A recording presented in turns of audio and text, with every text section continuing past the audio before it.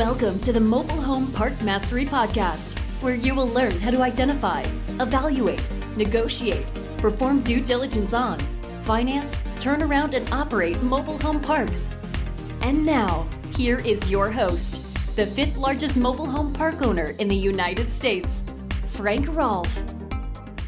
They say the best things come in small packages, but is that true with mobile home parks? This is Frank Rolfe, the Mobile Home Park Mastery Podcast. We're going to be talking about our thoughts about buying small parks. Now, what is a small mobile home park? For the purpose of our discussion, I would say it's a mobile home park that ranges from about 10 to 20 lots with a value typically under $500,000. So let's just use that for small. Now, it's not always true. Some will say, wait a minute now, I've got a 10-space park, and I take offense at you saying that's small because that's worth $2 million. And if you live in Los Angeles, that might well be true. But for us, trying to talk on the big old generic world of mobile home parks, we're going to have to shoot for the middle here and just talk about the kind of park that, and I think we all know what I'm talking about, that small mobile home park of 10 to 20 lots, which is worth about $500,000 and under. So what are the strengths of small parks? They have some certain strengths. Number one, when you buy a small park, you have a higher level of comfort because you feel like you're starting small and therefore you can learn the business. So it's kind of a test. It's kind of a trial run of your mobile home park investing career to buy that small park. And you feel okay with it because the numbers are also smaller, so you feel like the risk is lower. Number two, you have less competition for the deals because most people don't like buying parks quite that small. They prefer a little bit bigger than that. But however, when you find those small parks, typically you can strike a really good deal with mom and pop because they don't have a lot of alternatives. How good a deal? Well, I'll never forget my first small park, 15 lots in Lake Worth, Texas. I bought 15 mobile home lots and a stick-built 3-bedroom, 2-bath home for the whopping price of about $62,000, as I recall. And I know that Dave, my partner's first small park, was in Carson, Colorado, and I believe it was roughly 10 lots, and he bought that for $50,000. So yes, when you get into those small parks, you often get really, really good deals because there's not that many people competing for them. Also, you can often get seller financing. That's what I got on my first small park there in Lake Worth, Texas. I got it with only $5,000 down, and the guy carried everything else non-recourse.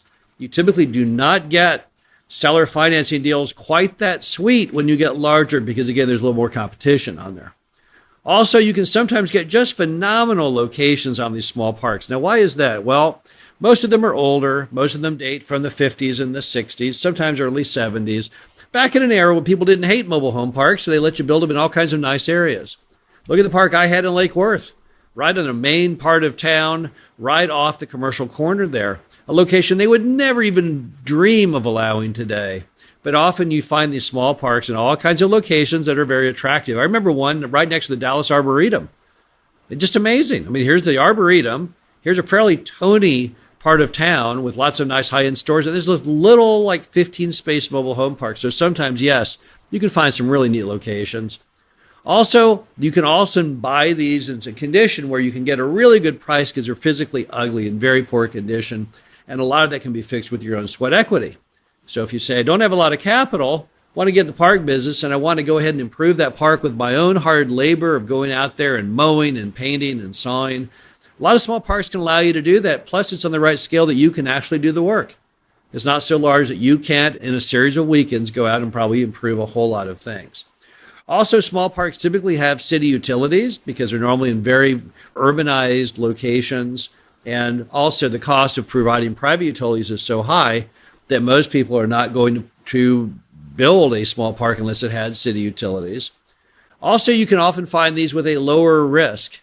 Just the general risk threshold of the location, the occupancy and everything just tends to be lower. So a lot of times those small parks are little jewels. They've got all the right stuff. They've got good infrastructure. They've got good density. The age of the homes is good. The location is great. And the economics is often good. So if small parks are so good, do they have any weaknesses? Yes, they do have some weaknesses. Let's go over that. Number one, just the opportunity cost of your time. It takes the same amount of time for you as the owner to own a 20-space park as it does a 200-space park. So some people would say, well, yeah, small parks are kind of cool, but I'd rather buy a big old park and spend my time on something that's really, really large. And that would be typically true. Also, sometimes when a park is small, you don't have the ability to really bring in good management because you can't pay for it. So if you have a 15-space park and your budget is typically in a park like that, $150 a month to the manager, you are not going to be able to run a big job on Monster.com, a big job placement offering, and attract any kind of talent. You'll have to go with somebody who already lives in the mobile home park. You may not find your dream manager living in the mobile home park, but you have to go with it. You have no other management option. Also, it's harder to sell a small park, mainly because it's hard for people to get a loan. And we're all about exit strategy. And when you have a small park, often, it's hard to get a loan because a lot of banks don't like doing loans under $750,000. That's where the sweet spot of lending begins. So if you have a little $300,000 park, getting a bank to make a loan on that's tough. Think it from their perspective. They can go out and do a single family home with no risk and no criticism from anyone within the bank and match that same loan amount. Now, let me tell you this. Here's a tip. The only thing you have to offer that single-family home doesn't have is daily deposit balances, DDAs, which means if you deposit all your rent in the bank, that's an extra perk they get from doing the park over the home. But that's kind of about it as far as the perks that they get. Also, in a small park, you have lower cash flow, which means you have lower scale, which means it's a lot less interesting to buyers going down the road. Most people out there want to buy a mobile home park that makes probably $40,000, $50,000 a year of net income. That way, when they ultimately get it paid for, they've got a great retirement nest egg. But if your park only makes $10,000 a year or $20,000 a year, there's a lot fewer people who find that exciting. So that may be another problem for you to do. It's also harder to get a loan when you go to refi that park down the road.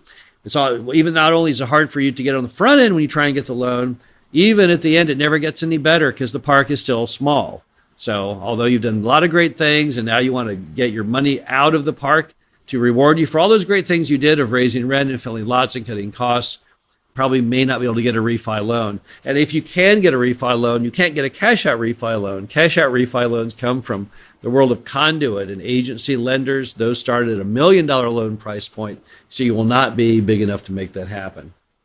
Also, it may be hard for you when you have a small park to repopulate it with new homes. Many small parks are a little more awkward in layout. It's sometimes almost physically impossible to get the new home and the truck in there to replace any home that's not there as far as filling your lot. So sometimes bringing homes in to fill vacant lots in small parks is difficult. And also, you can't get on the 21st Mortgage cash program that all park owners love that finances 100% of the amount of the home and its installation, because they're going to require you to have at least 10 vacant lots to do the program. And if your park is only 10 lots total and you've got 8 occupied, you won't meet the minimum parameters. All right, so where do you find small parks? You find them the same place you find big parks. You find them from brokers, direct mail, cold call, online. So not a lot of differences there. So you'll find as far as buying the parks and managing the parks, not a whole lot of differences other than the items we've already gone over. But so what are some other thoughts about small parks that we've had from the last 25 years of owning small parks? Number one, you may have to use a higher expense ratio because small parks often have a minimum threshold on insurance and other items. And because you have fewer lots, you have fewer lots to support that cost. Think about it for a moment. If you go travel out to visit your park every 6 months, if you're buying a 100-space park, you can spread that over 100 lots, but on a 10-space park, only over 10. That one item, just traveling out there, may take out a large part of your net income.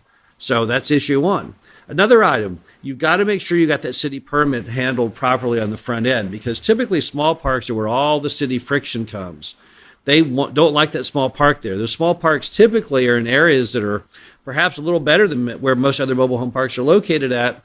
The city doesn't want the park there. They have the same negative stigma that all America has, and they want to have something redeveloped there that's a little classier or better.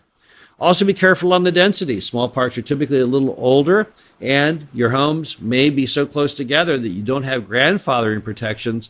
You'll have to deal with the fire marshal, who has the ability to undo grandfathering in case of health and safety. Also, make sure that you buy these things at a higher cap rate because they're smaller. As a result, it's harder to sell them down the road. You're going to have to offer them when you go to sell them a higher cap rate than you would many other mobile home parks. If a big mobile home park would sell at an 8 cap, you're probably going to have to get at least a 10, and if the park's really small, as much as a 12% cap rate, and then offer that again down the road. So that's something you also need to handle. Also, don't forget that when you come to small parks, because of all the things we've discussed here, the fact they're lesser in demand, They have their own unique problems and things. You got to negotiate those things really hard. All the small parks that we've ever bought, we feel like we got a really good deal on. We've never walked away on a deal on a small park at a closing where we thought, oh man, I wonder if we overpaid for that. And that's simply because you don't have the ability, you don't have the luxury to overpay on those small parks. Really, you're making your money on the front end. That park that I bought for $62,000, it wasn't that impressive in the end because it wasn't a very large park. I ended up selling it back to the city. I think I got it about $150,000, as I recall, for the park. That's a pretty good return on an investment, but it's still not a really giant amount of money. That is probably not going to set you up for life so you can retire and move to the Caribbean. So once again, you just have to acknowledge it's a small park. It has some positive attributes. It has some negative attributes. Be smart when you buy them. Negotiate hard on them. Don't overpay for them. But can you buy a small park and be successful? Yes, you absolutely can. I know many people who bought small parks. Show some hands here. Myself, Dave Reynolds, my partner, and many, many other people. And that first small park did well enough and gave them enough comfort to go buy a larger park and maybe another park after that, and who knows how many parks beyond that. So they definitely have their purpose in life. There's definitely a point to buying small parks.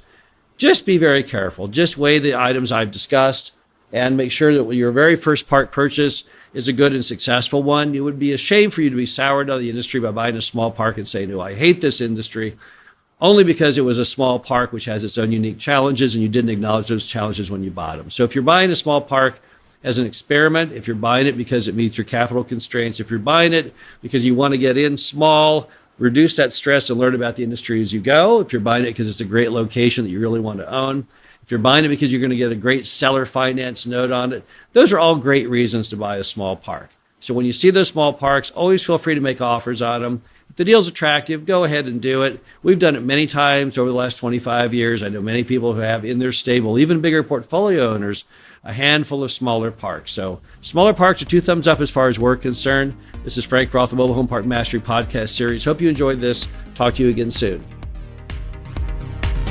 Thank you for listening to the Mobile Home Park Mastery Podcast. Be sure to visit us at mhpmastery.com to subscribe to the show, read our show transcriptions, and access all of our great information on mobile home park investing.